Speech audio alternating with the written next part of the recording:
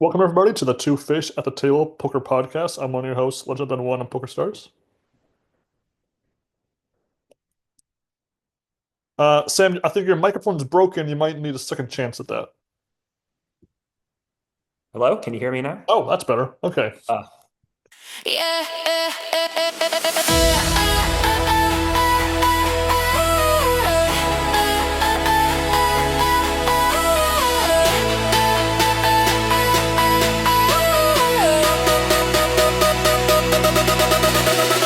Shuffle the deck and deal the scene.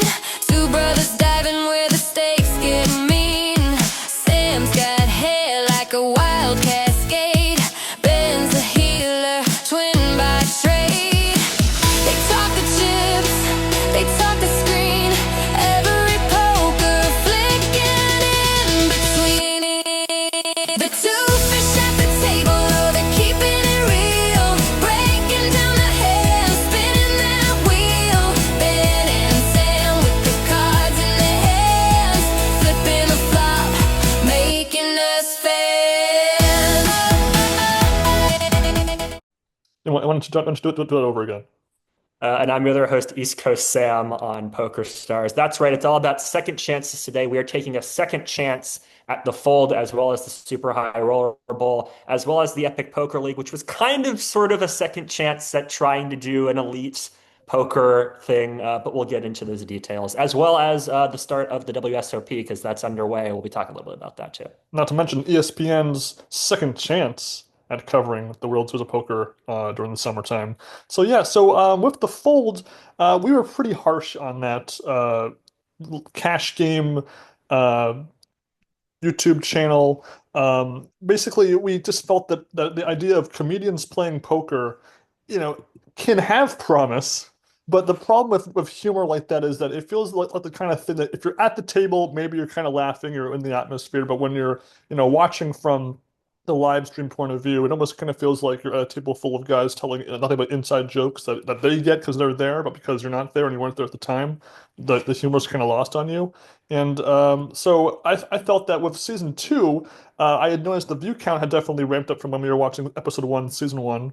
And with a brand new table of players, including Mr. Doug Polk, kind of headlining the crew at this time, I thought I had, 1% chance in my head of maybe there'd be some chance for redemption for this series.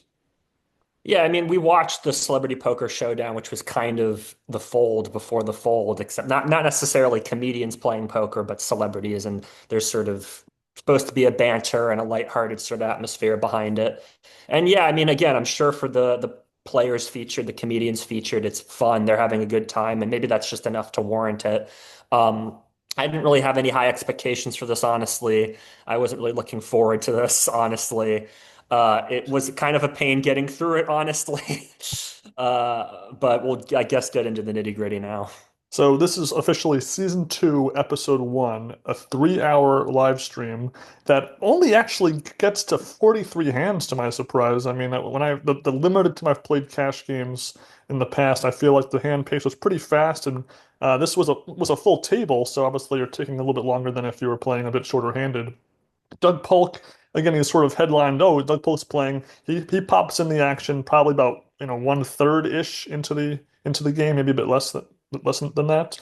This video was in July of 2025, and the full has since had a season three as well. So obviously, Nadav has had some success with either just having fun, holding the YouTube channel, getting attention. So, good for him, of course. And much like before, we have a few sponsors. I think pretty much the same ones as last time. We have Sheath Underwear, Club WPT Gold, and then Certified Piedmontese Beef. I think that's how you pronounce it. I'm not sure. Again, with the idea is if you bust Nadav, you get 7 days of underwear and some steaks. And at least this time there was no like little kid playing at the game, so that was at least less awkward about it. And the rest of these players here, just a bunch of kind of like, it kind of feels like, directors or podcasters or like not really celebrities, like, maybe like two steps above us on our podcast level of celeb, maybe three steps, I don't know. And Doug Polk, obviously. And the game is pretty similar to season one structure, the blinds being one and one, the buy-ins being between $100 and $300. And otherwise, not really a ton of other, poker wrinkles. We've seen shows like Cash Flow or No Game with No Future have little gimmicks here and there. Besides the bounty part of this show, this is a relatively straightforward poker game. Yeah, I mean, the other, I guess, headliner you could say is this guy, Tony Hinchcliffe, who is probably best known for making, I'll be just blunt, really racist jokes about Puerto Ricans and black people at a Donald Trump rally in Madison Square Garden in October 2024. I'm not going to repeat what he said, but I knew him going Oh, into this. So I was not happy seeing him there. I actually thought about not watching the rest of this video just because he was in there. Do not like him at all. He did not, he didn't make any offensive or racist jokes during this, but just didn't like him there. Uh, yeah, I mean, Doug Polk comes in like two-thirds of the way through or so. And again, sort of, one third in, one third yeah, in. one third or so, kind of becomes, the headliner and sort of presence. Everybody sort of talks about him. Nadav, for being the supposed host of this, really doesn't play much of a role at all. I mean, he's supposed to be kind of like the poker expert of the room, but he busts multiple times, doesn't really get anything going. Doug busts too multiple times. And there are little gimmicks and here and there. Like at one point, Doug says like, "Oh, I'll pay you $50 if I can play your hand and see your cards." And there are sort of straddles and things like that. But it's mostly just kind of conventional no limit hold'em with amateur players folding boats and other things, and then just a lot more time is spent laughing at jokes and actually telling jokes, I noticed, especially at 2x speed. So yeah, that's just my impression of it. Well, some things I thought was pretty crazy was how little narration there was. Like there's a Mhm. narrator guy, and he maybe only pops in maybe like 10 times to say like one line of dialogue about like a hand, like, oh my God, he just went all in on a bluff, or, just, very lackluster presence there. I mean, I'm not suggesting I want to have the commentator talking too much, because at least, the idea is this is comedians playing poker, so the idea is you want to hear what they're saying. So obviously you don't want to counteract that, but at the same time, why even have it at all at that point? It just seems kind of silly. Yeah, for the most part, most of my notes for this was just about how bad the players were playing, Yeah. making dumb folds, overplaying a hand. I think the biggest like poker faux pas is just a lot of misplayed hands in multi-way pots. So Mhm. many of these pots, because the blinds are one on one, they go three-way, four-way, five-way, six-way on the flop. And so when I mean, in cash games, that's not uncommon. Someone raises and then a lot of players, just call that raise and see a flop. But at that point, what you have to remember is if you don't flop like two pair or better, you really shouldn't be, calling any sort of C bet or flop bet, because there's just so many things that can go wrong with your hand unless you have like unless someone's betting like, one, two, three, four, $5, given the Mhm. stakes here, I feel like it's pretty inexcusable to call off like bottom pair or, with a gut shot when there's, five-way action and a lot of your outs could be either dead or not live. So obviously, if I again, I remember watching the Fold season one and thinking like, if I had been playing, I would have crushed this game. And for me, again, if you just, tight is right here. I mean, again, if the blind's one and one, you can fold for, 16 hands in a row, and you're down $4, and you win one hand, you're going to win more than double that most likely. So again, I get that you want to have fun, you want to goof around, and also this money is not life changing for most of these guys. I mean, I want to say there was one player who was like trying to borrow money to play or something that was kind of weird. Um, and again, with Doug Polk, when he pops in, he definitely livens things up a bit more.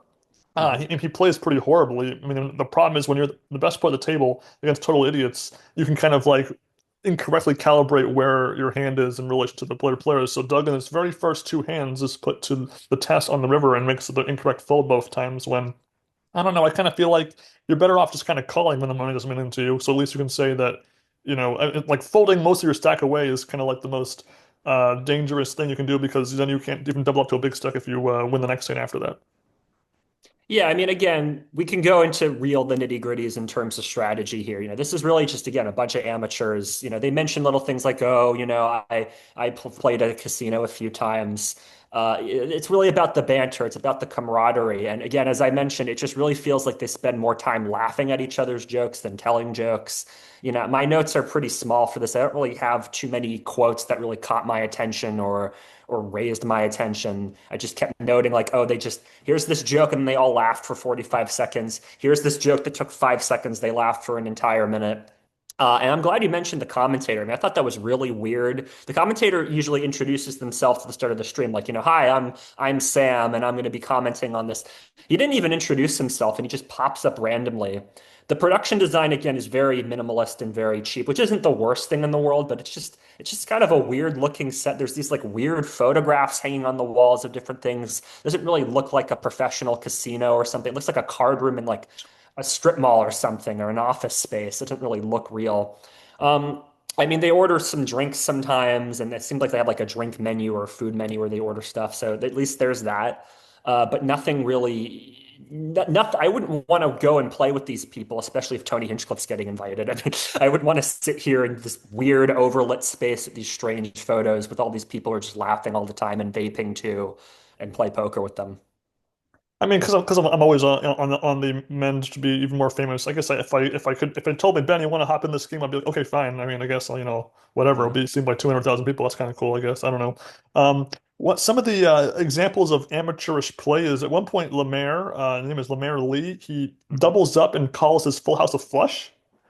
And then other times he just totally doesn't understand the hand values or anything. Doug actually, when he sits down, he offers a $500 bounty if he gets busted, which I guess maybe influenced why he folded those early hands he played. But he actually gets folded by Nadav of all people, which is kind of funny because he had already had a bounty on his head that he had given up to William earlier in the game for the week of underwear and the stakes. And I kind of, there's an old joke I think from Breaking Bad where it's like, whoever finds Tuco gets a pack of my Shradowbrow, and then everyone, and then his partner says, "Oh, then if you don't, you get two packs." So I feel like it's kind of like if I bust in a Dove, I get one week of steaks and underwear, and everybody else gets two of them. And Yeah. then a couple other things I guess I put notes on was that there was a topic by Doug like saying how do I stop using a presenter voice in my videos and outside of videos, and then of course Kim chimes in stop being a F word, which is like really we're going there like that's as close to like a punchline like someone actually sets up someone for a one liner, and it was just kind of like an unfortunate punchline there. And then later in the action, there was a attempted a round of plugs, which kind of reminded me of the interrupted conversations during the big game on tour with Hellmuth and company when they were trying to ask a question to the whole group, and then literally one and a half people plug something when there's eight people at the table for that plug. So that was just again another non-starter of a conversation topic. Yeah, I mean, Kim seemed to be the only one who had some modicum of poker play, so it was kind of unfortunate to hear that from her. And yeah, I mean, again, like when I say modicum, I mean, she didn't make egregious misplays and seemed to know when the action was on her, just things like that. It'd be nice for things like this if there was just some familiarity with the rules, if they just had like a brief training session before so that people would know just the basics of what to do. Hopefully they, do that in season three. I don't know. I don't plan on watching season three or four, or however many seasons they make. So. Well, also, I'm not even sure how many episodes all these players had been in prior. Like, I assume probably a couple it might have been their first time playing, but you would think that maybe, with a show like this, when there's multiple episodes, around the year, that they would have, repeat players, so they would at least know what they're doing. And even then, I mean, I feel like the human mind, you can pick up things over the course of 3 hours, and by the time you play in game number two, you should, be with it, or you would have studied in advance so that you knew what you were doing. A couple, I really, even though I, was pretty down on this whole thing, I at least felt that the last 40 minutes got to like a slight level of, almost passable entertainment. So, for example, in hand number 31, there was a flush versus flush situation, but the graphics were glitched on screen. And so I had no clue who had what hand. So I was very confused until the very end when the pot is pushed to the right player. And then Doug gets faulted for a second time in hand number 36. And then in hand number 38, for some reason, Doug decides to pay Tony $50 to buy a hand against Kim. And then he misses his draw on the river and then has to fold anyway on the river. So it was just, I mean, it was ridiculous. It was stupid, but at least I took note of it. I mean, I don't know. Yeah, the graphics being wrong should just never happen at something like this. So, I mean, when I saw that happen, I was just really flustered. I'm like, that just seems very unprofessional. Yeah, it's worth noting, but it's worth noting for again how low budget this production seems to be. Not that maybe we shouldn't be judging, but I'm just saying for a live stream that you're broadcasting and you have sponsorships, you should get something as simple as getting the graphics right. It reminded me of when Mike Postle, the cards are wrong, the graphics are wrong on the screen. I'm not saying that they were cheating here, but it's ridiculous. Well, I think financially speaking, the biggest part of the episode was hand number 39, where Nadav has a inferior full house against Tony for the pot is $1,171, which Mhm. is again 1,171 big blinds. Well, I do wonder if you translate that to other higher stakes cash games, is that the biggest big blind pot, or at least one of them that we've seen on in our podcast, days here. And while that's kind of cool, it's a huge pot. I mean, Nadav calls 20 bucks of bottom pair in the flop to even be in that spot in the first place, which I think is just a horrible move in the first place. So, as bad as I might feel for Nadav, technically for losing a big pot, it's his own fault for not folding on the flop. Yeah, again, like he's supposed to be the poker expert, the host of the show, the one, but I don't see any real talent from him. I mean, no offense. I don't know how long he's really been playing poker. I don't know if he just sort of plays these sort of streams. Has he ever tried the WSOP? I don't know. I mean, he just doesn't really seem to have anything together. At least on Celebrity Poker Show, they had Phil Gordon as a commentator to offer some modicum of professionalism and some modicum of talent and insight, but I don't really get that from him. Well, in season one, I recall he definitely eventually picked up on his table mates' habits and, won a fair amount after losing early because how bad the table was playing. And again, he was up enough to even lose a big pot in the first place, most of that being from busting Doug Polk, of course. Mhm. But again, I just feel like just folds are in the hand and you can't go wrong. I mean, again, if he's been watching these live streams, I assume because he's the one behind the whole thing, so you should know, how bad these guys are playing in the first place. And Yeah. then the final hand of the episode actually attempts to be kind of different in that Doug gets the whole table to do a full round of straddle. So a blind raise of 2, 4, 8, 16, 32, all the way up to 64. And obviously, if I was playing, I would not agree to that at all because that's just ridiculous. Unless I was, somehow the big blind, so I'm paying $1, and so it's kind of like free roll there. And then six players see the flop with that $64 blind raise in effect. And I guess William takes he just I can't even describe what he did. He gets 5 minutes to call. My notes might be kind of messed up here, but I wrote here William gets 5 minutes to call 294 on the flop of 10 high, like a total idiot to say it. But and then Kim wins this big pot, so that's the main reason why she was a big winner at this game, and she was actually probably the most aggressive player at the table, and it worked for her for the beginning and the end of the episode, but not so much in the middle. So. I guess I took note of her play for that reason, but the biggest hallmark of a bad poker show is that you don't show the final scores at the end of the episode, and guess what? They don't show it either. I mean, even though you could probably maybe if you rewind and see how much money everybody has when they folded, but even then you don't know how much they lost or won, so it was horrible. Yeah, you could just have the commentator say that. It doesn't have to necessarily be a visual on the screen, but some sense of how the session went would have been nice. Or put it in the comments, put it in the description of the episode, put it somewhere. Just put the effort in because obviously, I mean, I'm not saying Nadav definitely put effort into this. I mean, it's no easy matter, putting this all together and having multiple seasons. So why can't you put in that part? It just seems like a really stupid omission. Yeah, I just don't like this. I'm sorry. I'm not gonna watch season three. No, I mean, again, I wanted to give.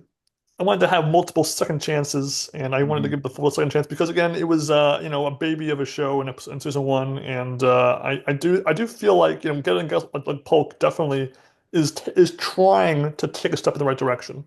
Is that fair? Sure. I just don't care. It's like I just when I saw Tony Hinchcliffe, I'm just like I'm not gonna be okay with this. So yeah, I don't know. Fair Whatever. enough. But anyway, so again, as far as second chances go, this one failed it. But as far as a different kind of second chance here, we want to shift our attention here to the Epic Poker League. This was a 2011 poker, organization, series of tournaments, whatever you want to call it. Involved Jeffrey Pollock, previously a commissioner of the World Series of Poker, Annie Duke as a commissioner, and then Matt Savage, who's kind of a well-known at this point tournament director. And the idea was to kind of make poker into more of a exclusive, higher class, a Wimbledon membership type deal to really try to make a different kind of poker category for the top pros. Yeah, I mean, this was done in 2011, so this is after UEGIA, but right before Black Friday. So this is sort of like the last gasp of big poker names, Andy Duke being one of them, trying to establish a league for elites, for the Phil Hellmuths, the Phil Ivies, the top tier of the game. So, I mean, the whole gimmick of the Epic Poker League was players could earn a 5 year, 3 year, or 2 year membership in the league, but it was based on your winnings over your lifetime and the number of titles you had. So, if you wanted a 5 year membership in this, you needed $4 million in total earnings and three major titles and nine major cashes. 3 year membership was 2.5 million, one major title, and nine major cashes. Then, if you wanted a 2 year membership, you either had to get $2 million, one major title, and six major cashes, or $1.25 million and nine major cashes. So this was considered to be, this isn't just for Chris Moneymaker, some guy coming in, winning a tournament, winning $5 million. This is supposed to be for the elite of the elites. And it all fell apart. Yeah, so probably my biggest info dump about this entire chapter of poker history was involved in that Pocket Jacks podcast with Mike Mattisau, Matt Savage, Dan Negreanu, and the guys behind Pocket Jacks, where Negreanu talks about his skepticism over the whole endeavor and why he's not part of it, and Mattisau tries to defend it, and Matt Savage tries to defend it, obviously, and really Negreanu's main issue was where is this money coming from, and by that he means the money from all the tournament prizes, the overlays. One of the ideas behind this league was for season one, they were going to have $1 million free roll tournaments, and also this had to be on TV, which they pay for. I mean, so again, with poker, the television contracts were structured differently than, say, a sitcom or a reality show where the channel pays the production company to have their content because they're basing their revenue off of ads and stuff. With poker, they're paying to be on TV. $1 Million Challenge with Negreanu, they paid to be on TV because that was essentially a big commercial for, I think it was Poker Stars. So Mhm. the same idea here is that, you're accepting all these tournament buy-in money, but all that's going back to the players. And so unless put some sort of other money source into this entire organization, it's going to fall apart. And so that was LeGrand's big concern. And just from watching this on TV, you probably wouldn't have known any better. It just seems like any other poker show. But again, it's behind the scenes that really the average Joe wouldn't know about. Yeah, I mean, I had heard vaguely about this before we started watching it. Like I'd heard that Chino Ream had won, just sort of in reading about Chino Ream, but I really didn't know much about it. So I mean, I remember just going into it blind, watching this first episode, and it's very flashy, the television coverage, right? There's, pretty traditional style of presentation here. There's a feature table with all the lights surrounding it, and there's an audience watching it. There are outer tables where there's still cameras on them. You don't necessarily get to see the cards being displayed necessarily. There's graphics on the screen, but it's not quite as flashy as the feature table is. There's confessional style interviews. The players sort of looking into the camera. There's a background behind them. I'm da da da da da, and this is my story, and even like little banter, sort of kind of like the nuts mixed in there. And then you have Ali Najad. I guess this is the first sort of big commentator gig that I can remember him doing with Pat O'Brien, who isn't really known for poker coverage, but is a long-time television commentator and sports commentator. He's done Olympic Games. So like a lot of money and time and attention was put into this. And I'm like, why have I never heard of this event before? Because it seems like it's pretty well organized. Seems like it's pretty well done. Yeah, and just to go into your to this broadcast stuff, so this aired on CBS and Velocity Network. I've never heard of Velocity, but Mhm. whatever. And so the idea for the first season of the Epic Poker League was to have a total of 5 events, but due to the money side of everything, only 3 events were actually run, and they only broadcast on TV the first event. And this was broken into 3 episodes. This event takes place in August of 2011. And yeah, I think it's a very competently produced thing. We with the episode, it begins, obviously part way into the tournaments here, so we get montages of the first couple of days of the tournament, so that for day three, we're down to 18 players, and a couple of things that separate this from other poker tournaments that we've covered over the years is there's definitely a greater focus on something called the Global Poker Index. And so that being kind of like the world standings for tennis, where you can earn points for how you do in certain events, and after a certain while, older events kind of the points for them kind of expire, and you have to continue to maintain more events in a certain time period. And again, they highlight how 7 of the top 10 players were in this event. And so the implication being that there could be a shifting of the top couple of spots in the GPI based upon how they do in this tournament. And I wish they had said like, does that come with any sort of prize or anything? Because it's great that you're top of the GPI in tennis, so that affects your seeding for tournaments. So obviously the higher you are, the better, the easier your opponents will be for longer. I don't really think that could really be relevant in poker ever. Yeah, I mean the GPI they mentioned multiple times because again, the branding for this is this is a poker league for the elites. Only the top players can get into it. So I could kind of understand why they would bring it up once right at the start of the episode, but they just keep bringing it up over and over again. They try to make this a storyline. Like if he wins this tournament, he'll be at the top of the rankings. If he makes the final table, he'll be second. And as you mentioned, it's not like you get a trophy at the end of the year if you have the top GPI score or you get an extra $100,000 or something. Like if they at least got a plaque, I'd be like, okay, sure, you can bring this up a few times. It seems like players do. I mean, the GPI is still around, so it seems like players do kind of care about where their rankings are, and they can put it on their Twitter bio. I was #1 in the world in 2018. So okay, sure, that's fine, I guess. But it would have been nice if there had been a little bit more to it and warranted all this time being brought up. Yeah, episode 1 also details a bit about the league in totality, the membership cards, for example, and how there were a total of 252 players that had acquired membership to this league. And of that group, there was 137 players in this event, but that includes these pro-am qualifiers, which are kind of like, the online qualifiers or the loose cannons, where it's not quite the players that got a membership card normally, so that they could have a few wild cards in there. Yeah, we'll put a pin in that for later because there's an interesting thing that comes up later with that. Yeah, I mean, there's only one of those players that's sort of featured in these episodes. Brendan Myers is his name, who I looked at his Hendon mob. He's made like a bunch of cashes in other events subsequently, so he's kind of kept up. I think he even made a deep run in the main. I think it was like a top 50 finish a few years ago. So good for him. He's kind of again like sort of the Chris Moneymaker of this. We get like a little. Confessional where he talks about his family. We see a little clip of his family. So that was kind of nice. But again, like the storyline just doesn't quite build because, he does bust relatively early, not in episode 1, but in episode 2, doesn't make the final table. It would have been nice if they had gone just kind of touched it up a little bit more in terms of their storylines here. Because again, the GPI just isn't an interesting storyline to follow. And then, so this term is put at the Palms Casino Resort. Mhm. Again, we begin the coverage on day 3, and so they do a little montage of days 1 and 2, which includes Hellmuth busting, of course. It's a $1 million cash prize plus the championship ring for first place. It's a 20K buy-in, and 18 players of the field would make the money. So the coverage actually begins once everyone's in the money, which I think was definitely a missed opportunity. The bubble is always such a ripe time for action. And when you have like an online qualifier in there, you want to kind of maybe throw in a little bit of like, can the online qualifier make the money? That's kind of like the whole point of that, I feel like.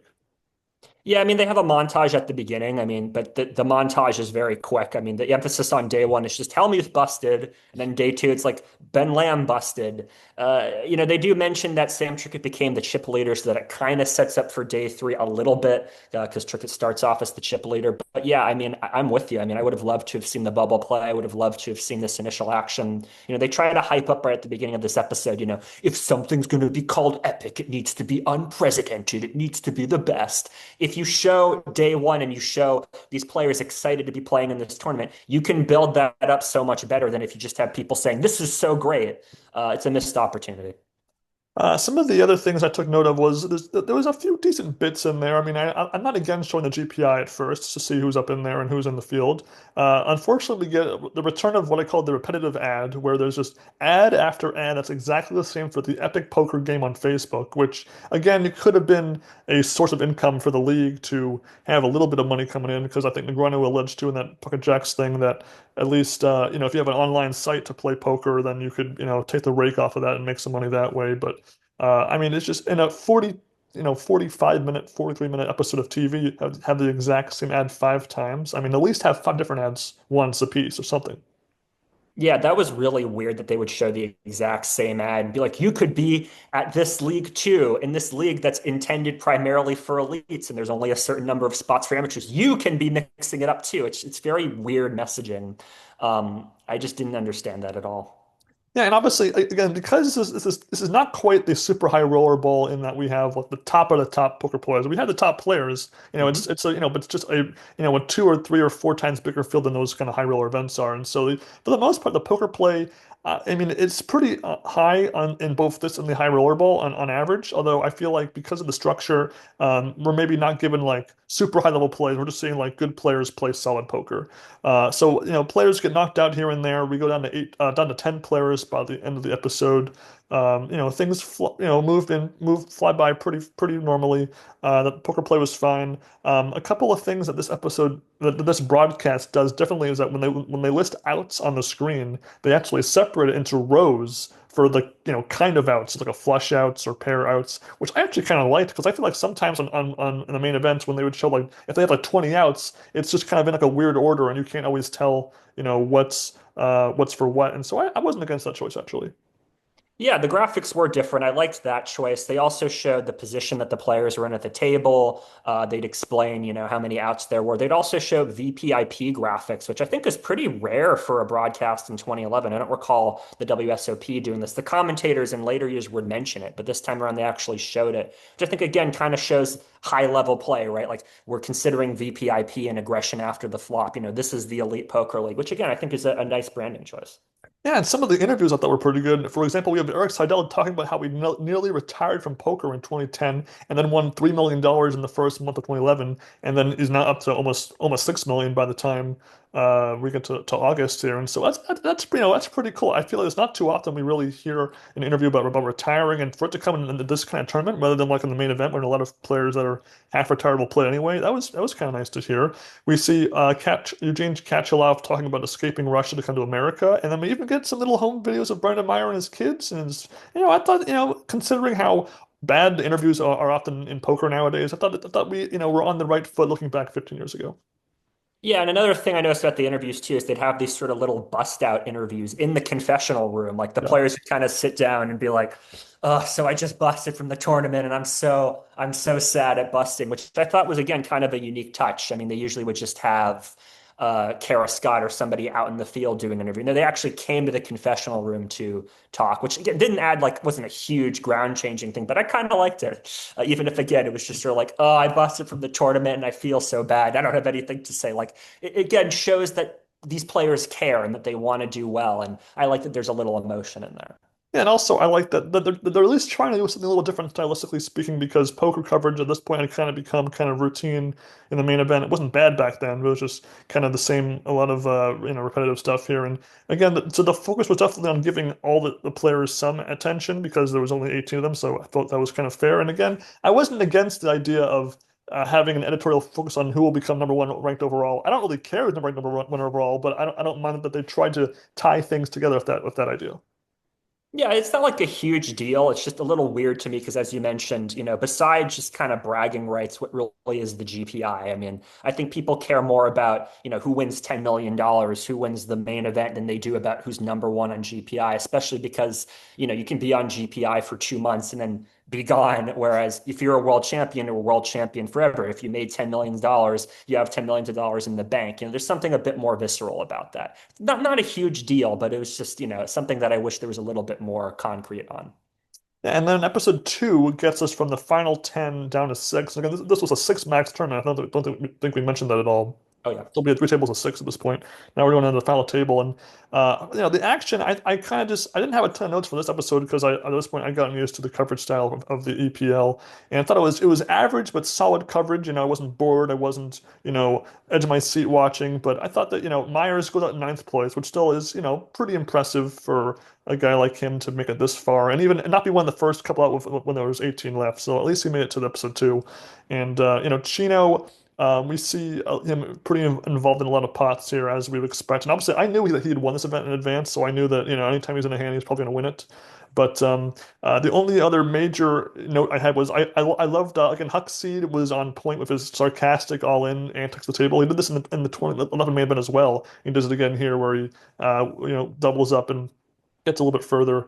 And so again, and besides the interviews here, I mean, I took note of them, but they wasn't anything amazing. But there's still a good variety of kinds of interviews. I guess we had players talking poker, talking their family, how they got to the final table. And then Huxley talking about his prop bets. So again, I thought it was all solidly average. Yeah, I mean, I did like Gavin Smith's interview talking about, him having a kid and settling down. It's kind of sad since he's since passed away.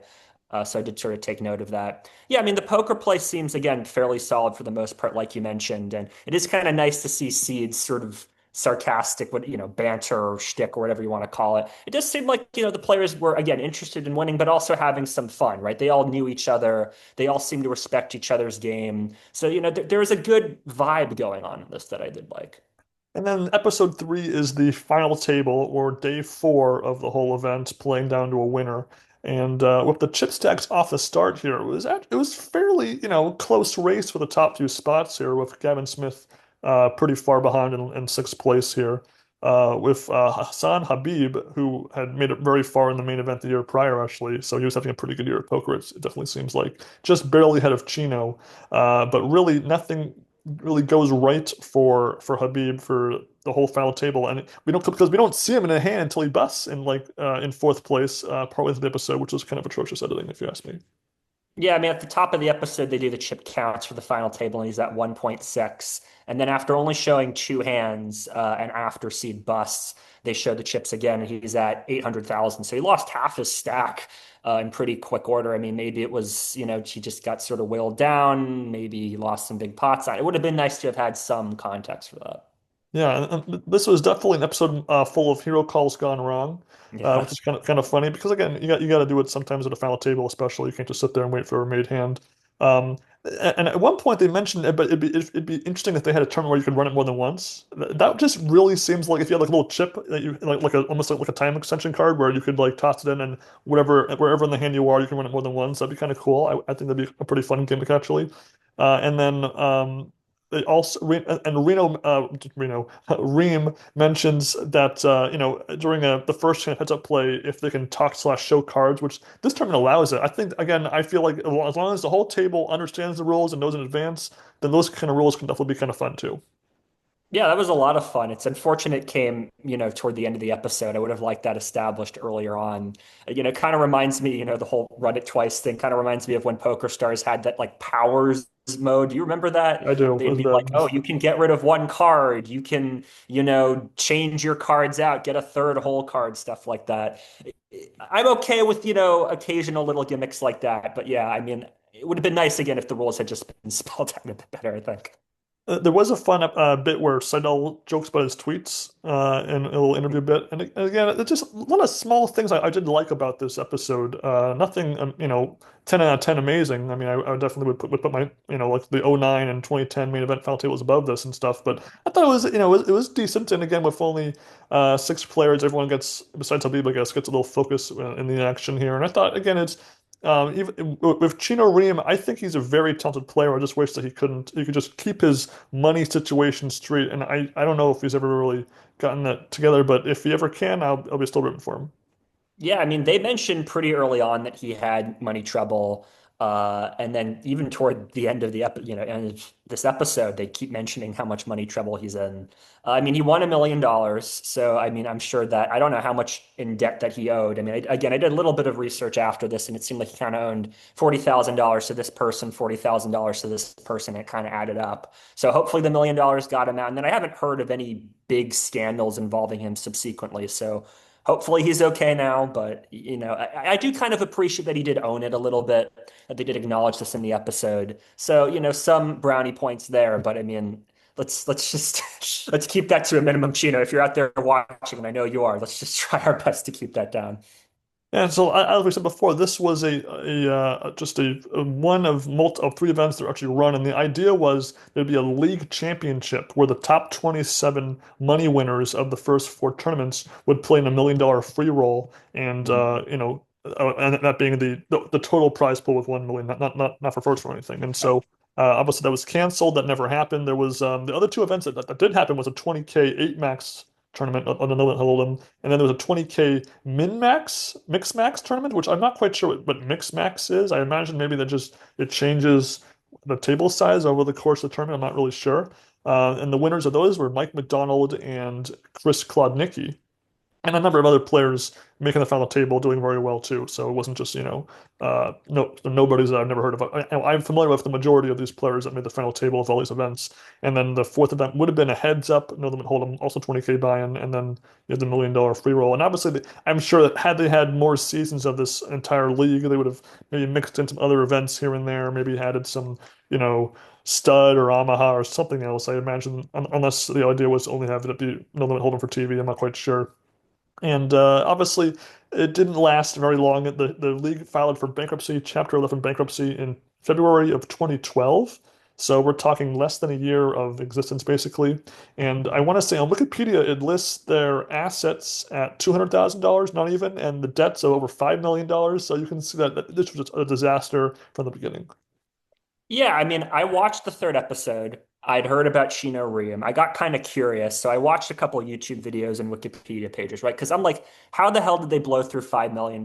So let's kind of just take a step back here, right? So this is the Epic Poker League, big elites coming together. This is all we're gonna clash, right?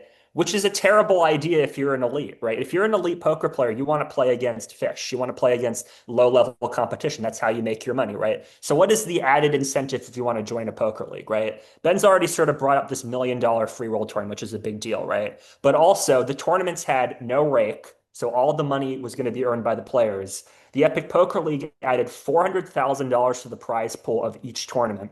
So remember, across 4 tournaments, that's $1.6 million right there of the $5 million that you owe, right? And then free accommodations at the Palm Resort for all the players. For like 100 plus people, everybody gets a free hotel room, right? So you can start to see where the $5 million adds up, right? But another thing that made the Epic Poker League distinct was that they really focused on ethics. They had a whole ethics team that would monitor the players for different things. There was a code of conduct. The requirements stretched back to 2008. So even before you joined the league, you had to be on your best behavior. And this included paying back debts. This included scamming people. This included all that, right? So Chino Riem wins the first event. He has a membership to the league. He immediately goes on probation because of his unpaid debts, right? And again, he agreed to pay those back. He didn't break any laws or anything, right? But still, I mean, the guy that wins your first tournament is on probation, right?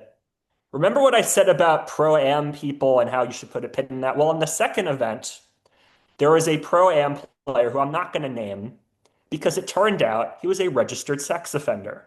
So remember, this league is supposed to be super ethical. We want everyone to be super ethical. Now, his crimes occurred before 2008, but he was convicted of them and he was a sex offender. So he goes to the Epic Poker League. The Epic Poker League says, we do not want you in our tournament. We don't want you sitting down in the tournament. So he says, okay, if you just give me the $20,000 that my seat is worth, I'll say no problem. The Epic Poker League goes, no, we're not going to do that. We will give you the $1,500 buy-in that you paid to get into the tournament, the satellite that you won. We'll give you the $1,500 buy-in for that, but we're not going to give you the $20,000. So the guy flips out. He threatens a lawsuit. He goes on podcasts. He goes on 2x2. He goes on all these forums and things to complain about this, saying, give me the $20,000. I did these crimes, but give me the $20,000. I want my money. So there's a huge scandal in 2011. This goes back and forth for a while. So they finally pay him the money. They gave him I think $18,500 was the total. Yeah. But still, it's like you have, again, the guy that wins your first tournament gets suspended. Then you have this guy happen. It doesn't look super good for your league. So just all these scandals happening, right? All this free money being poured in. It's no wonder they burned through the $5 million. And then, of course, in September of 2011, the league votes to suspend Howard Litterer and Chris Ferguson because of Black Friday. And then the Ultimate Bet scandal comes out. And it turns out that Annie Duke knew that players had access to other players' hold cards, but still took money from Ultimate Bet. She didn't personally cheat, but she knew that this was going on. So sure enough, the Epic Poker League fell apart. I think it's safe to say it's kind of like the Fyre Fest of the poker world. Not quite a scam, I'd say, but I mean, a lot of that $5 million went to Annie Duke, Jeffrey Pollock, and Matt Savage. They took a lot of that money. And yeah, this just I mean, I think Daniel Negreanu was right. This is just a really bad idea. There's just too much money being thrown into this, too many perks. I understand that, again, you have to get top level competition, right? And again, if you're an elite, there's no rake, there's an extra $400,000, there's the $1 million free roll, there's these free hotels, there's television deals. It seemed like a sweet gig for you, but you can't be giving all these freebies, not getting anything in return, and they got very little in return. So that's the story of the Epic Poker League. Well done. That was great. And guys, Sam is his research skills are on point here. And so if anybody from the Epic Poker League just heard that and wants to take offense and debate Sam over it, I'll happy to be the judge of that. Yeah. So I most of what you said there was brand new information to me. So I appreciate you educating me as well on that. And it's as far as the poker on TV itself, I thought it was solid coverage. If I was thinking back to our grading tiers episode, where I put this comfortably in that maybe week B level. I thought it was pretty solid. They did a few small things that other shows hadn't done. That had they had a season two, I think it would have been even better. And maybe even have the whole entirety of one season. You could have had a pretty good build, kind of like how the WPT would have all the events and then the final events at the end. You could have had that be a pretty easy sell for me to watch on TV. But um, and it is kind of cool to see Ali Najad in his earlier days of being on TV. I think he does fine. I didn't think his co-host did very well. He had kind of this dead energy voice, but I think as long as you have one person in the booth, that's half okay. That's usually enough for me. So again, as far as second chances go, giving this show a second chance to watch it, it gets thumbs up for me. But as a whole, I still think yes, thumbs down on the second chance for the Epic Poker League. And no one's really tried to do anything akin to this since then. And I think that was probably the right call. I mean, I guess you could almost kind of say the PGT, the PokerGo Tour, is kind of maybe. I mean, they kind of made something out of thin air. But then again, starting a poker series is not this horribly unoriginal idea or unique idea. So it is what it is. But I'm glad that we at least were able to finally put a pin in this chapter of poker history here with this conversation. Yeah, I mean, I'm basically with you. I mean, this is, pretty good television coverage, and I would have liked to have seen more of it. I would have been curious. I mean, I guess did they film the second event and film the third event, just didn't broadcast it? I don't really know. They only aired these episodes. And I mean, would I give Annie Duke a second chance? I'm not quite sure. I mean, she's sort of abandoned poker. Just reading here, she has like a PhD now, and she kind of pops up on the news every now and again doing different things. She has a PhD in cognitive psychology, and she's an adjunct professor at Harvard Kennedy School and UPenn. So, she's sort of moved on with her life. I wouldn't give her a second chance. I probably wouldn't trust her with my money, just saying. And the Epic Poker League brand was sold at a bankruptcy auction in June 2012. So who knows? Maybe it'll come back one day. It was 14 years. Let things be buried for 14 years and then come back. Yeah. Never.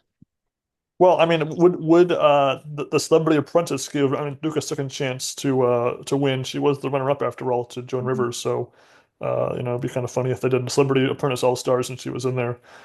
This many years later, though, not happening. So now let's move on to our third topic here for our second chances here. And we have the Super High Roller Bowl 2, or 2016, and 9-episode collection on PokerGo of 43-minute long episodes. Again, we were pretty negative on the first season. We hated the commentators, no offense to Sylvia and Kara Scott in the booth, but they just did not work as a team very well. The action was it was okay. It was, middling okay. I would say, maybe a step below the Epic Poker League poker, that was on camera here. But I had actually watched a good chunk of this tournament live on TV when it aired 10 years ago. And so I was excited to kind of see it. And there were a couple of select clips that were on YouTube from the PokerGo channel that I've watched, a few times here and there that are kind of fun involving Hellmuth and Negreanu. So I was excited to kind of revisit here and see if this could be a legit, improved second effort from this brand. Yeah, I mean, I didn't think very much of our first try at this. Again, seemed like everybody had a good time. No money was stolen, so that's all a-okay. So yeah, I didn't really have high expectations for this. It was nice seeing that Ali Najad and Nick Schumann were the two broadcasters, commentators here. Though it seemed to be kind of fairly early on in sort of their broadcasting relationship. I don't think they quite worked out their rapport just yet, which is, again, not like a huge deal. But anyway, it was $300,000 buy-in, $5 million for first prize. So not as much as the previous installation, but still it's $5 million. 49 players. So, a fairly competitive tournament, not super huge, but there's some competition in there with the top seven cashing, with the min cash being $600,000. So, quite a bit of money up for stake. And I saw, again, just sort of looking at this first episode, a pretty good row of players. You have Esfandiari, you have Phil Galfond, you have Hellmuth. You also have players that aren't quite as, huge like Shakurshi and Drynan. So, I kind of got my hopes up watching this first episode. Maybe this would be more interesting, I guess. So to go over the structure here, this is put again at the Aria. Seven-handed tables, 75-minute levels. You get a 40-second shot clock with you get 5 a day of 1 minute time extension cards, and the starting stack being $300,000. So again, and to remember that the first season's buy-in was 500,000, so this was a bit down, which is interesting. I wonder if maybe they wanted to have a bigger field, so that they thought that was maybe the right point. And this is again coming only a couple of years after the most recent one drop for $1 million, which was in the mid to high 40s as far as field size. So again, this is all kind of in that same sphere as far as tournament size and structure and whatnot. A lot of the same ads as last time. This time the ads being Dollar Shave Club, Amazon Mobile Strike, 888 Poker, and Pizza Hut. Which again, Pizza Hut's actually a pretty mainstream brand to get. So actually, that was kind of a surprise to me because I feel like it's usually these obscure brands. Milwaukee's Best Light. Some car brand maybe if you're lucky, and just some I don't know other weird stuff like that. With episode one here, it's all of day one in one episode. Mhm. And with any high roller tournament, you have a big stack, so you don't see too many bust outs. So we only see 9 players bust out in all of day one, actually. And I don't know about you, this episode here I thought was pretty fire. I mean, we have a lot of high level play, and I don't think there's a single dud hand in the episode. And I even go as far as to call it the most unflashy, really good episode of all time. Well, Ben, I'm so glad you mentioned the Aria because have you heard about the Aria's water wall, a relaxing 50-foot wall, that cascading water that comes to... There is an Aria plug in every single episode, and it drives me nuts. I would usually just kind of skip through. The guy's voice is great. Don't get me wrong. I really, really like his voice, but I found that very annoying. But yeah, I mean, I do really like this episode too. I thought that there was a lot of just really interesting hands. Unfortunately, Esfandiari does bust early, which is kind of sad, busting to Brian Rass, kind of a classic Queens versus Ace King situation. But yeah, I mean, there was some exciting poker action. I also just kind of liked, the banter between Ali Najad and Nick. I thought that was kind of funny. Though the one thing that I did find annoying across all these episodes is when they would go to the outer tables and Ollie and Nick wouldn't know what the cards were and what the situation was. This happened over and over again, where it'd be like, I don't know if that's like a club or a spade. I don't know if he has a jack or a queen. Again, like there really should be, they should have earpieces in. They should have somebody from the booth be like, okay, he's got ace jack, he's got ace queen. Those are 3 spades on the flop. Just little things like that go a long way. It just happens over and over again. It's something that I did find very annoying along with the Aria ads. But yeah, I mean, there was some exciting poker action in here that got my attention. Absolutely. I mean, the very first hand we see is a hand between Connor Drynan and David Peters, where Peters raises with trips on the river against Drynan's flush, and Drynan folds. And again, just I feel like if we could break down some of these hands and have a lot of analysis over what to think and everything, and that was just really kind of cool. And Galfond makes a second net straight sick fold against Locke's net straight fold earlier in the episode two. I mean, late in episode two, and again, just I was just really impressed. And it wasn't like anyone was being all in, ace three aces busting or something like that, but just some really fire poker and some brutal runouts that I thought was fantastic poker. And again, I would say I'd put this if you isolate just the poker play in this episode, it's some of the best poker action in any one episode you'll ever see, probably. Yeah, and I also really liked Nick's commentary, sort of just breaking down what he would do, whether he likes certain plays or not. I thought it was pretty top level analysis. So yeah, I mean, this was a very engaging episode. And to your point about all the Ari ads, it felt like, I was like, what's next on an ad for the napkins? Like it just like every little tiny small detail about the Aria was spotlighted. And I'm just like, who you fooling here? Come on, just give us some more poker here. It's so good. And we get like the interviews often pop in here and there because we get like end of day interviews or bust interviews or how you doing so far interviews. I thought that was fine. The actual pace of the hands is definitely on the slower side. Like there was something about 2016 and letting hands air unedited. But again, episode one was the most edited episode of the whole season. Later ones are just excerpts from the live coverage, whereas this episode was definitely more formulated to be this good because they could squeeze in all these amazing hands into one episode. I think had this been two episodes for day one, it wouldn't have been nearly as good. And to your point about the cutting to the outer table, so there's one main table, and then at most there's seven tables when the tournament begins, but then there's down to fewer tables. And it only ever cuts out to all in and calls, never to, a big bet and we're waiting, which I think is at least better than having both be an option there for the outer table coverage. And I do recall watching this and seeing that. And when you're watching this live, like on TV live, I don't mind as much as when you're watching it edited, I do mind a bit more. But I guess I was going off a bit more of the nostalgia of seeing this from when I'd watched this live. So maybe I was a bit less negative about than you are right now, but I don't blame you for thinking that. Yeah, I mean, it was also annoying because, they'd be in the middle of a hand, here's this action happening, and then they would cut to an outer table. And they do that in the WSOP during the live coverage sometimes. And, I'm willing to let it slide in a couple of examples, but I feel like for an edited product released afterward, you have footage of the secondary table. Like you can let the first hand play out and then go to the second hand instead of having that sort of pan away because I want to see what happens at that first table. I want to see this hand play out, even if it's not a huge hand. Small hands can decide the outcomes of tournaments. So I'd like a little bit more polish to that. So whereas I thought episode one was a very like genetically modified, engineered episode to be amazing, episode two goes in a very different direction. Actually, it's a bit less disciplined and more less composed compared to the last episode. And this episode definitely feels the most like an abridged version of the live coverage compared to how episode one went. Yeah, I was really annoyed by that kind of abridged version of the live coverage treatment. Now, I did look at the air dates for this, and it said, underneath the episode and the PokerGo page, it says the air dates. And it said this was released in April 3rd, 2020, assuming the edited version. So I guess this is kind of like a pandemic type release, maybe. I Or don't know. it could have been when it was added to PokerGo, probably.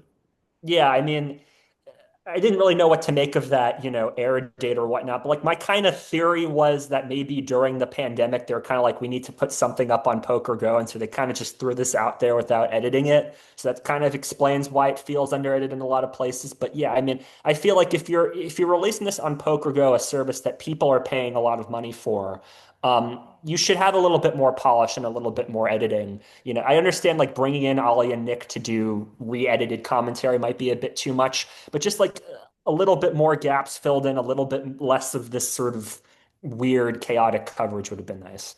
Well, I mean, I was so impressed with the first episode's hand selection that I was totally caught off guard by how this episode was done. And this episode might actually have the highest percentage of outer table coverage of any episode we've ever seen, as far as Mhm. ones that don't have like multiple featured tables but have outer tables. Like I feel like they were cutting to the outer tables pretty much as they'd gotten of the main table, and that includes though the sequence that is on YouTube called Hellmuth and Negreanu tortured by the river sequence where there's literally three hands shown almost back to back to back. Was at our tables where Hellmuth and Negreanu lose three hands on the river. Two of those are by Negreanu, so he busts on the second one. And I don't know, I kind of like that sequence, even though it was more at our table stuff. I thought that was one of the few times where the sort of the three punchline structure of going to the outer tables that did work.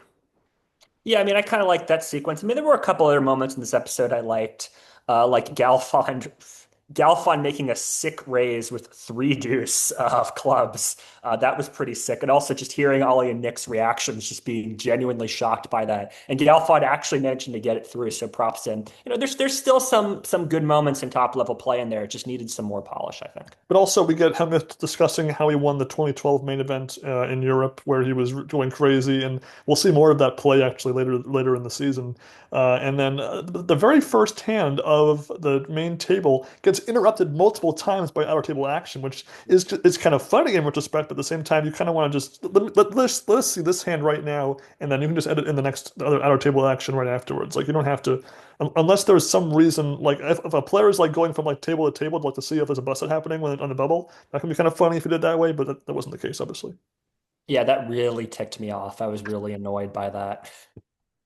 Otherwise, again, I was definitely I thought that this is some of the best booth analysis by Ali and Schulman we'd really seen in a long time, especially if you compare it to the High Roller Bowl season one, big time. And again, there's some very high level play here, so I still thought the play itself was exciting, but just again, it was just a very undisciplined episode that could have been better had it been a bit tighter.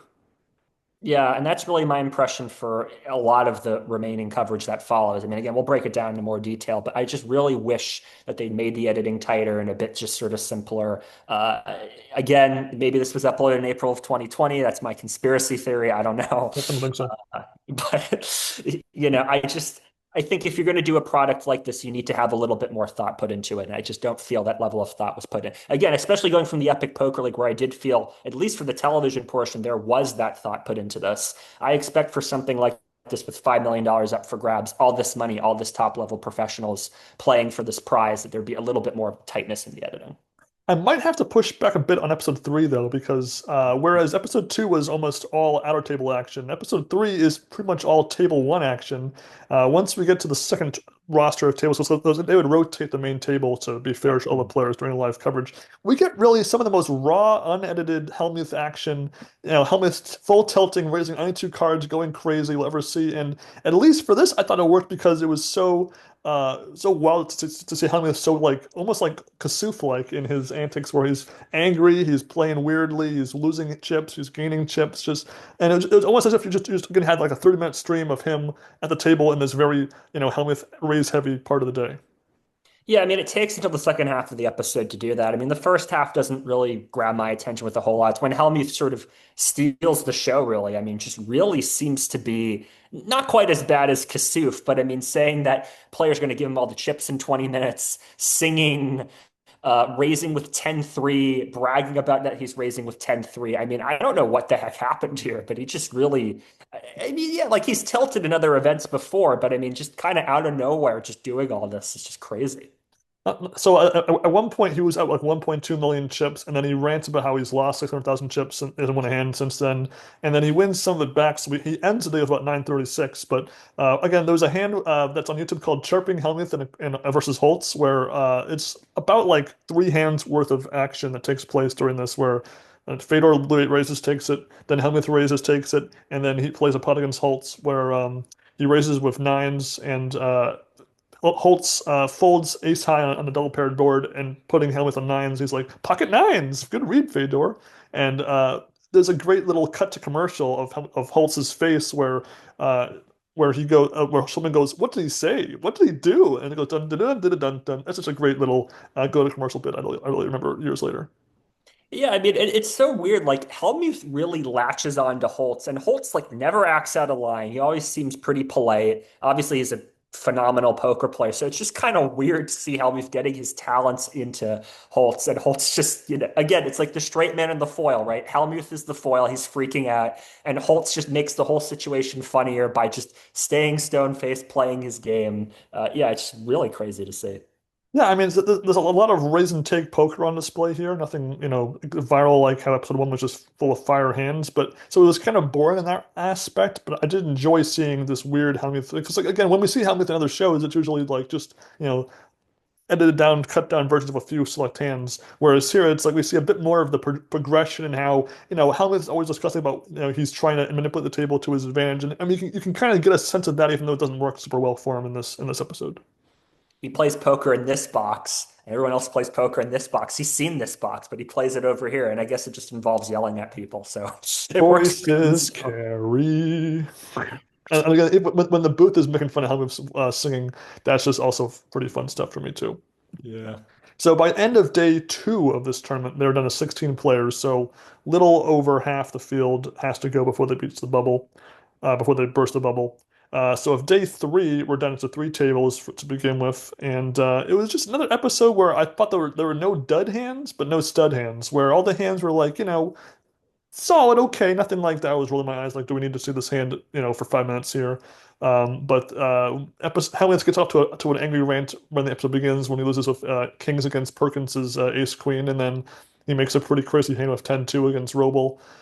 So again, an average episode, I would say I put it kind of in the middle of the first half of the season as far as quality, but it was okay.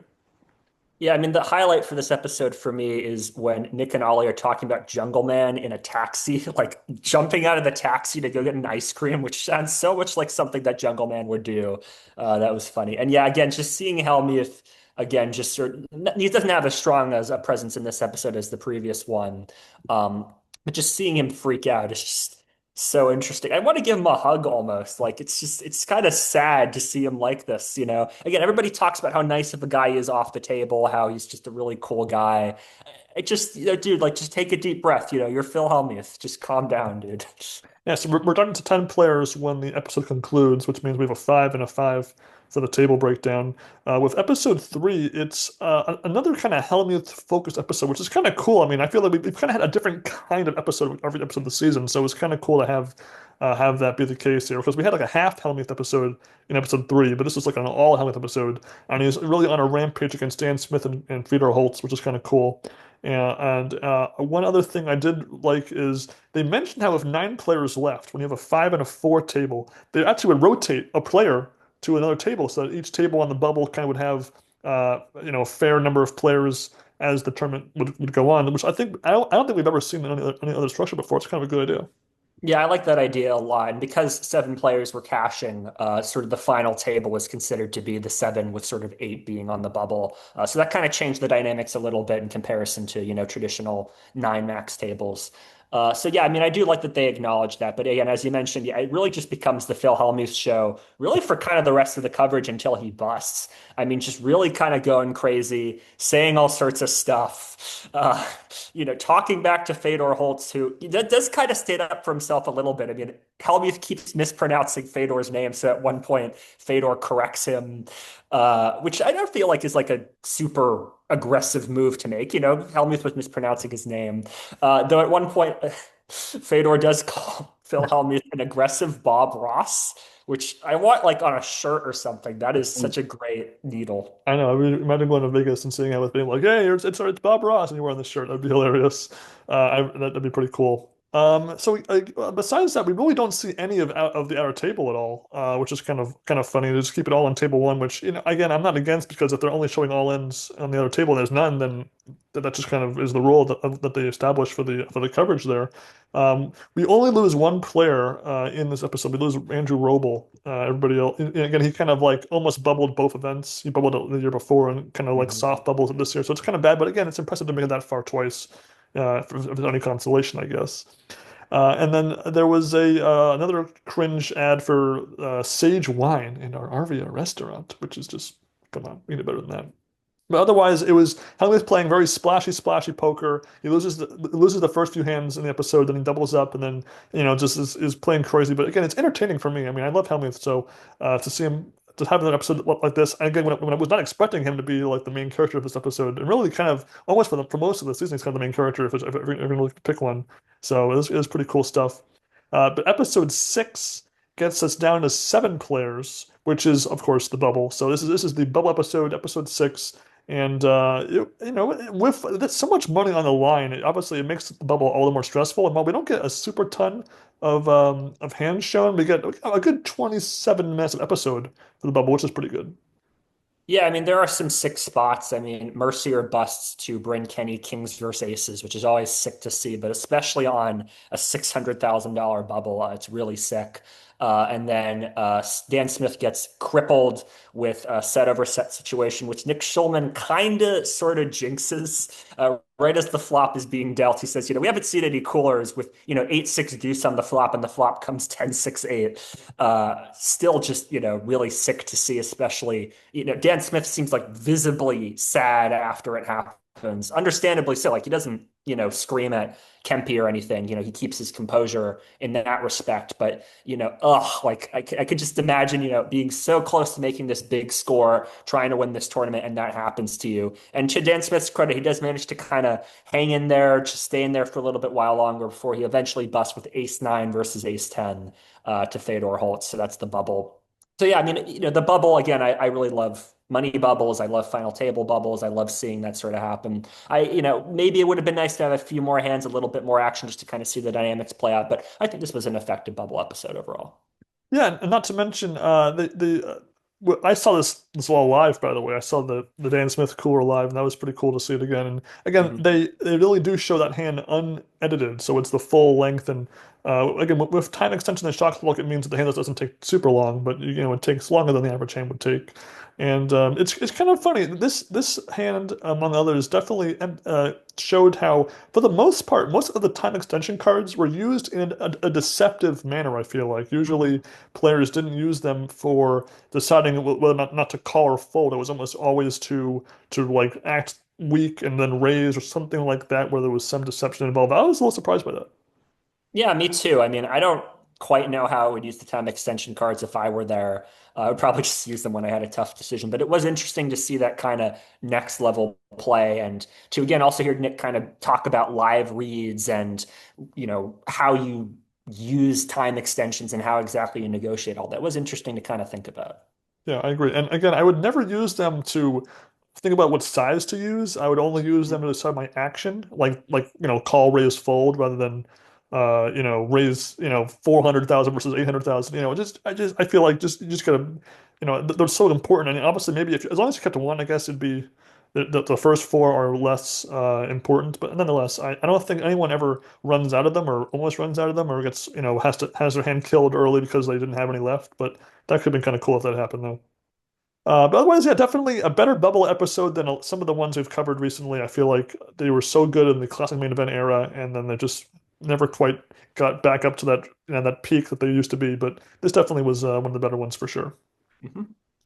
So by Final Table's beginning, we're going to have 3 episodes to cover it, and Reiner Kempe is well ahead. Like I wouldn't say it was a quiet chip leader edit, but it definitely took me off guard that he was that much ahead of everybody else when they were done the final 7.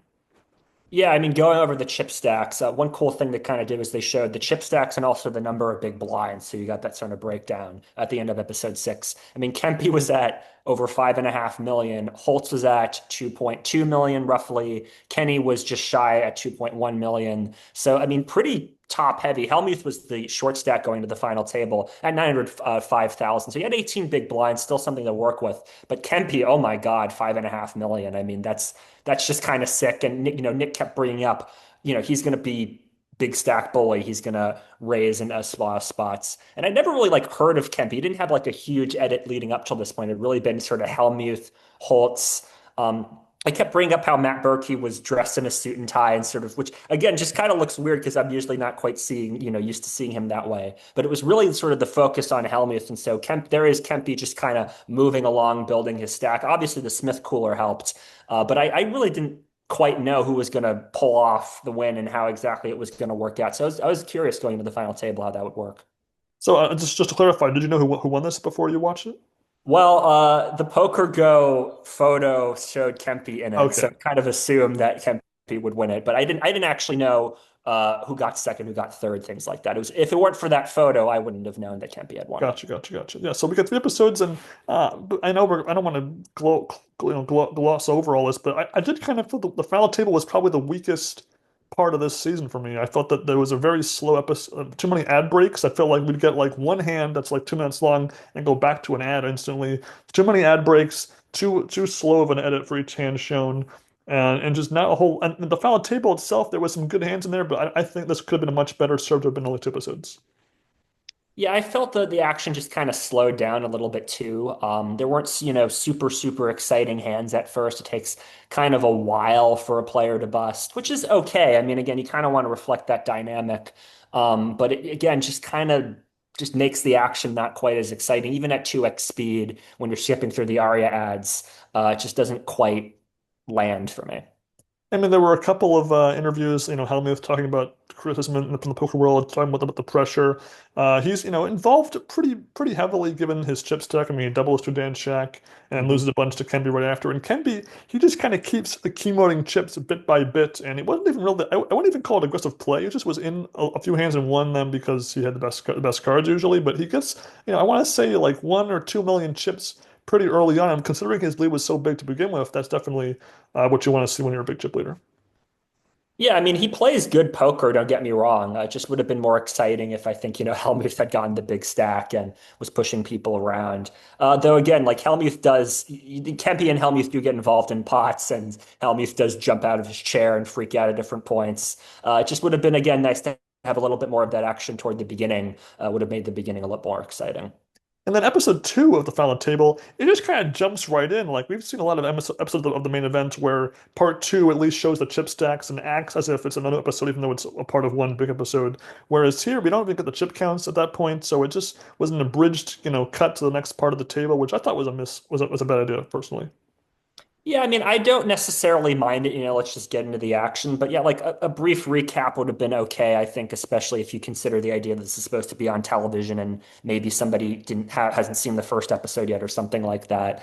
Yeah, again, it's just I kind of have to wonder about the editing. What is the audience that you're intending this to be for? What sort of narratives do you want to build? What information do you want to include? Just needed a little bit more focus, I think. Yeah, so as the episode goes on, Bryn Kenny is out in sixth, Matt Mhm. Berkey is out in fifth, and I actually, for some reason, when I was watching, I confused two of what cards in that hand. So I thought that Berkey had sevens, but he had the ace nine actually. And then there's a very long hand, perhaps the longest of the whole season, between Kenby and Holtz, where there's a total of four time extensions used on the river, where Kenby just can't quite make the fold on the river, whereas trips lose to Fedor's rivered straight. Which I really thought he was gonna make the fold personally. I was surprised that with all that time you had to think it over, he made the wrong choice. But I guess that's high level poker for you.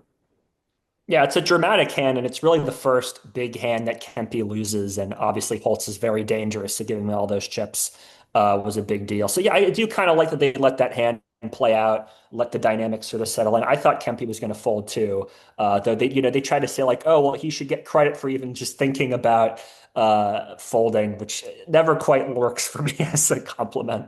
Yeah, I agree with that. And then Hellmuth unfortunately bows out in fourth place, but considering it was the short stack with only 18 big blinds when the action began, the final table, that's still pretty impressive. And even though again he plays Hellmuth poker, which is both the best in the world and also the worst in the world. I mean, I feel like if he just tightened things up a little bit more, he might have made the top three at least in this tournament here. But I'm still it's cool to have him get as far as it, considering that he was such a aggressive and crazy character earlier in the season. Yeah, I mean, a fourth place finish, I think, is very respectable, especially when you start off as the short stack. And he didn't really, well, I was going to say he didn't really get out of line. He kind of did get out of line.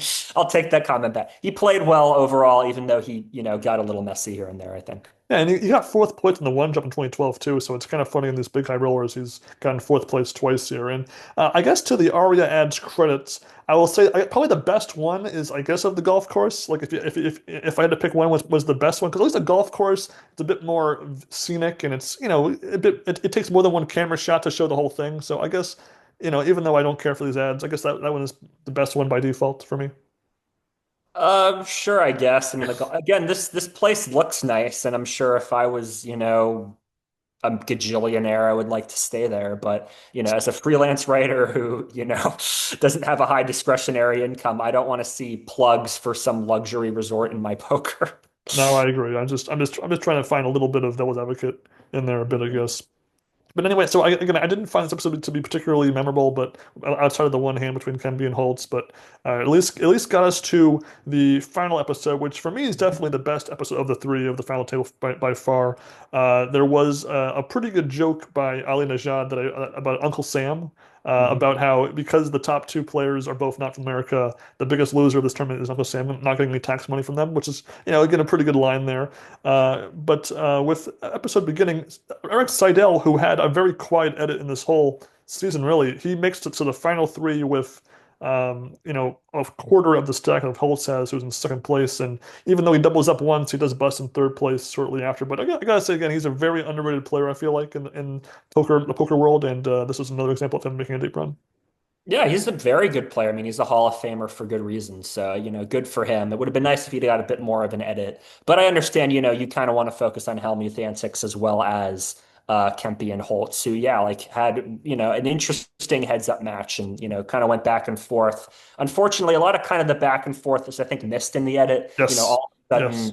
sudden, Kempe has, a pretty big lead to begin, and then Holtz manages to catch up and has a big lead, and then it's back again. I would have liked you could have had a whole episode, honestly, on the heads up match, and I would have really liked to have seen the highs and lows there. That would have been really nice to see. It's funny because the edited version we got has a lot of back and forth, but there should have been a lot more of it. So Yeah. it's kind of a weird thing to complain about because we've seen so many heads-up matches where the chip leader stays ahead, wins the whole time, never loses the chip lead, and takes it down. And this wasn't nearly that boring or anything, but it just I was shocked how we would have.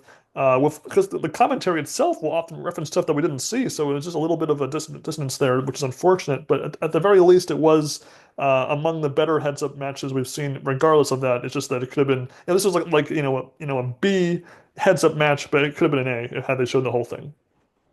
Yeah, and it was also nice that Kempe and Holtz were good friends with each other and that they respected each other. And after Holtz busts to Kempe, Holtz actually gives him the ring to wear the championship ring. I thought that was kind of sweet. There's again a good camaraderie between the two of them, so that helped kind of elevate the match. It just would have been nice to have gotten a little bit more of that narrative down. Yeah, but yeah, nonetheless, though, it was still, a pretty crazy matchup. The blinds got up to 60K, 120K, which actually really isn't that big. They're still pretty deep when the money, was going in all these hands. And the final hand being pocket eights against pocket twos.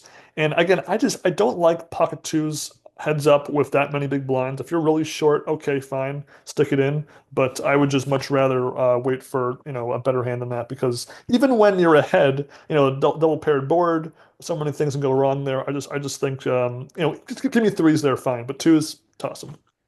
Yeah, I'm kind of with you. I was surprised to see Holtz go all in with twos, but again, he's Fedor Holtz and I'm me, so that's Yeah, so all in all, it was definitely a pretty up and down season for this event, but it was still, light years better than the first season, at least. I would say, because each episode felt just so different from each one before it or after it, where like we have a Hellmuth episode here, we have a cooler after cooler hand over there, we have a, raw half an hour of Hellmuth going crazy here, an episode of, Kenby's rise up here. So again, it was as diverse as season episodes can be without it being something that wasn't poker. Yeah, I mean, I'm with you. There was a lot of entertaining moments. Hellmuth going crazy is always interesting. Holtz playing his game is always interesting. It just needed more tightening. It needed more polish. It needed a little bit more deliberation and thought put into it. Don't just have segments of a stream, throw them up on the television. Do a little bit of editing, do a little bit of thinking about what it is you're going to present, and that could have elevated this. It could have been an A, I think, but I think it's sort of somewhere in the B tier because it just didn't quite have that level of polish. I mean, I feel like if you combined the 2014 one-drop coverage from the World Series of Poker with the Mhm. 2012 WSOP Europe final table coverage where Hellmuth won, and combine that with the 2019 main event coverage, which was all just a 40-minute live stream, if you smash those all together, and you've got some pretty good ingredients in there, but one really bad one, you kind of get this in a blender here. And so I agree with you, there's definitely kind of in that B category, but there are A moments and there are like D moments. But again, to kind of even be in there in the first place definitely makes it kind of fun. And I don't feel that the need to watch the next few high roller balls. I'm definitely happy. This is kind of my nostalgic one Mhm. from back then from 10 years ago. But I'm glad we saw it. And I would say of all of our second chances, definitely the best of the three second chances. Yeah, this was definitely the best of the three. I mean, the elite, not the elite, the Epic Poker League was kind of interesting to talk about, but the coverage wasn't necessarily interesting. I mean, I guess I would, would I watch this again? I suppose so. I mean, it is still going on. I mean, they have changed some things. There are mixed game events now. There's pot limit Omaha. That might be kind of interesting to see. It seems like the prize pool has kind of fallen. So, I mean, the first prize is now like $1.5 million, not quite as much as 5 million. Still a lot of money, but I might be tempted to check one of these mixed game or PLO events out in the future. Well, again, this was still been an annualized event. So there was a high roller bowl in 2017, 2018, etc. And I want to say that the nostalgic era for me was really just 2016 and a splash of 2017. And beyond that, I maybe watched a couple of the Negreanu years a couple of years ago when he won the whole thing, or whatever. But really, otherwise, it kind of got lost in the PokerGo shuffle for me. Fair enough. As far as my final thoughts, the only other thing I didn't mention was Reiner Kempe's unique style of chip betting, which is where he would hit the chip and kind of drop them.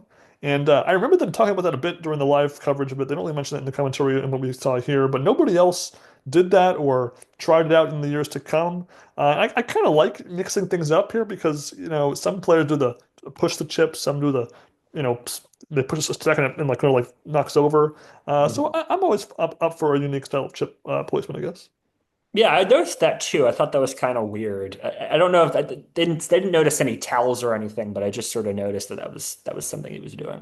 Particularly when it's like, like 6 to 10 chips that can fit in your hand. If it's like a whole stack, you wouldn't do that. So I guess it just comes down to what the chip denominations are at that time in the tournament. Hmm. All right, so moving on to our obscure poker news section of the week.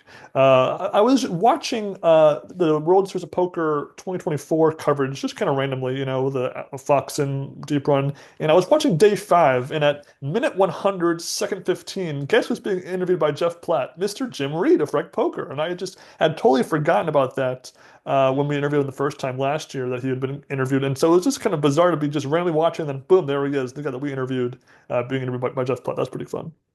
Yeah, and Jim's still involved in the poker community. I'm not sure what he's doing at the WSOP this year, if he's playing any events. So best of luck to him if any of the Rec Poker team is out there. I know that they're still doing events on Poker Stars in their homeroom. And I try to play one every now and Yeah, me again. too. So good luck to them if any of them are down there. Yeah, I'll definitely message Rob Gardner and see if there's anybody in from Rec Poker or Chase a Dream that are in any events, just to sort of keep track of see if in their updates online if anyone's been any prominent runs there. And I did the same thing for Andreas Wagner, where I posted a comment in his most recent video. Are you or any of your students going to be in Vegas? I'd be happy to follow along and root for them. Send some good vibes over the internet. That'd be kind of cool. But then if we discussed like Black Friday and other, momentous poker, negative days, and May 27th will be forever a dark day in poker history because on that day, PokerGo expunged all of their main event and all World Series poker coverage from their app. It's gone. And while it's still on YouTube and to some degree here and there, it's just really frustrating for that to have happened this time of year, of course. Yeah, it's very strange decision that they do that right at the start of the WSOP, right? I mean, you'd think some people are going to be interested in watching previous years just because the WSOP is in the air. I don't understand that decision in the slightest. That doesn't make any sense. And that just leaves what really on their website that's, the Poker Masters, the whatever other events they have. I just I don't know what to say. It's just such an odd decision on their part. I mean, for me, it's such a big part of their value proposition as a streaming service. And so are they going to lower their prices? I doubt it. They should. I do think that on YouTube it takes longer for them to probably to remove it. And again, it's because they lost the license to play it, to view it. It's on it's going to be on ESPN. It's on the World Series of Poker YouTube channel instead. We'll get into that in a minute here. But it's just a big shame, and obviously we did use their service to watch the Super High Roller Bowl for this podcast episode this week. But it might be the time to cut that cord now because there's really no reason for us to really continue up with that subscription basically at this point. Yeah, I mean, I'm looking at the on-demand section here, and I only see 8 things listed, excuse me, one of which is the PokerGo podcast. I mean, okay, you have high stakes poker, you have the National Headset Poker Championship, high stakes duel, no gamble, no future. But I mean, there's very little now that's really left on PokerGo. I mean, I'm clicking through other tabs here. I mean, there's a few other events sort of listed in other tabs. Um, but yeah, like, are you going to pay all this money for PokerGo to watch, hand histories? Are you going to pay all this money on PokerGo to watch stories from the felt? No. I mean, you're paying this to watch the WSOP and its coverage. And, like maybe high stakes duel. I mean, maybe sort of like one or two of these original programs that kind of break through. So, I mean, if PokerGo is going to lose the WSOP, okay, fine. You really need to come to the table and offer new media. If you want a scripted fictional series, I'm your guy, but do something else, please. Yeah, it's awful. On the more positive note, Daniel Negreanu recently announced on his poker vlog that he and Amanda Letterman or Amanda Negreanu will become parents next year or by next year. I think their surrogate is like I want to say like the end of the first trimester or something like that. So there'll be parents. And again, it makes me wonder how that will shift his poker focus. And obviously we've seen plenty of poker players become parents and still carry on their game. But yeah, in the back of my mind, you just wonder, will he maybe, get rid of the vlog, or will he change something else to add to accommodate for this new member of their family? I'm very curious. Yeah, I mean, obviously that's, his business. Whatever he chooses to do is up to him. Obviously, congratulations to him and his wife, and wish them all the best with that. Yeah, and then as far as how the World Series of Poker will be covered this summer or this spring/summer, so they've already began. Obviously, the first few events have taken place. The Heads Up Championship was really my first experience watching the new coverage style, and I was pretty impressed. I mean, they have a nice new stage. They have multiple featured tables. Obviously, with Heads Up play, it's only two players, so it just cuts right to the other hand, which I think is a smart way of covering. It's very similar to the national head-up championship that we watched a few weeks ago. And really, this is all great. I think that that's all set up great. But the asterisk here is that the main event coverage will not be done on YouTube on that channel. It'll be done only on the ESPN app, which is not free. And then the main event, so final table will be on the ESPN on TV on the channel. But all the way up until that point, you can't watch it the same way you'd watch the final table, which I think is just atrocious. And I have no intention of paying $30 for an ESPN app for a month to watch the main event coverage. I want to watch it either on PokerGo, as I have, which costs less, by the way, per month, or watch it for free on YouTube, which has ads, and there's ways to make money that way. But to do it this way is, I think, the worst of both worlds. Or you could put it on Twitch. You could put it on a streaming service like that and broadcast it. I mean, this makes no sense in my opinion. Everybody talks about growing the game in poker, right? How do we get more amateurs in the game? How do we keep semi-professionals from going and doing other things? This is not a way of growing the game at all. I mean, this just doesn't make any sense to me. I mean, I just don't get it at all. And I'm sure somebody's gonna on Twitch, on YouTube, or something have an illegal stream that people can watch. So we'll just probably have to watch it that way because I'm with you. I'm not going to pay all this money for ESPN app. It's just ridiculous. Now, I wouldn't be surprised if the user base for ESPN's app is bigger than PokerGo. And in fact, I'm sure it's almost guaranteed. So I guess maybe they're banking on that. But at the same time, I mean, you're pissing off guys like me, guys like you, who just want to watch the main event and enjoy ourselves. And again, or if they had flipped it, where if it had been all the other events were on the app and the main event was not on the app, that almost makes more sense to me actually, Yeah. or on YouTube, whatever. But to do it that way just is atrocious. And I'm hoping, I'm praying that in the month up until the main event begins, that there'll be some sort of addendum to that policy and they'll fix it. But I'm not holding my breath for that. Yeah, I mean, I think the best we can hope for is that this bombs, people don't watch the main event, and then next year they correct it. Because it felt like we were getting more and more access to the main event, and now we're getting almost no access to the main event. This is a big step back. Especially since, you know, 7 years ago, the main event was on ESPN every day. They would have, someone put or go and someone on the TV channel. I mean, at least give me that. I mean, I feel like if you had half of the day's event of action on ESPN TV and half of it on the app or half of it on something else or whatever, I could almost kind of forgive that because at least that was in line with before pre-pandemic poker, and I could see where they're coming from. But here, it's just atrocious, and I'm hoping that worst case scenario next year they'll reverse trend and they'll put it back to how I want it to be. But otherwise, we'll just have to see from there. Yeah, I mean, we'll try to cover it the best we can. I mean, obviously, Pokernews will have updates and things. So, I mean, I'll try to read those. But beside that, I mean, it's just annoying. Yeah. But again, we still have 5 weeks to worry about that. We'll figure out from there, and we'll make do. And again, I really liked the coverage last year. I thought it was the best action and best coverage we'd seen in the post-COVID world, and I really had high expectations for this year. And to see things just get completely off center for ESPN is unfortunate. Absolutely. But anyway, guys, I hope you enjoyed watching our second chance episode here. I had a lot of fun here with some really cool stuff that we discussed here. If you have any ideas for any topics you want us to cover next time, let us know in the comments section. And if you want to be a special guest or recommend something for us to talk about, we're all ears. Let us know. We're always looking for anything to do as we near the 5-year anniversary of our podcast. Hard to believe. Yeah, it is hard to believe. It feels like just yesterday you were trying to be like, want to start a podcast? And I was like, hey, okay. Yeah, we're always happy to have people on the show.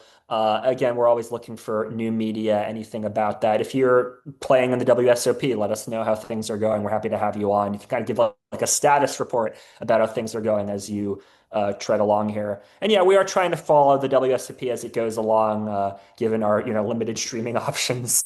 We're going to try to do our best. I'm checking Pokernews every day. I'm looking at it right now. So, hopefully we'll talk about it as time goes on the best we can. But hopefully, if anybody has a little stream that they would like to offer us, if they want to gift us an ESPN membership or something, we're happy to accept that. Sure, just Venmo us or something and we'll take it. Well, anyway, guys, until next time, enjoy your poker, enjoy your TV, and enjoy your poker on TV.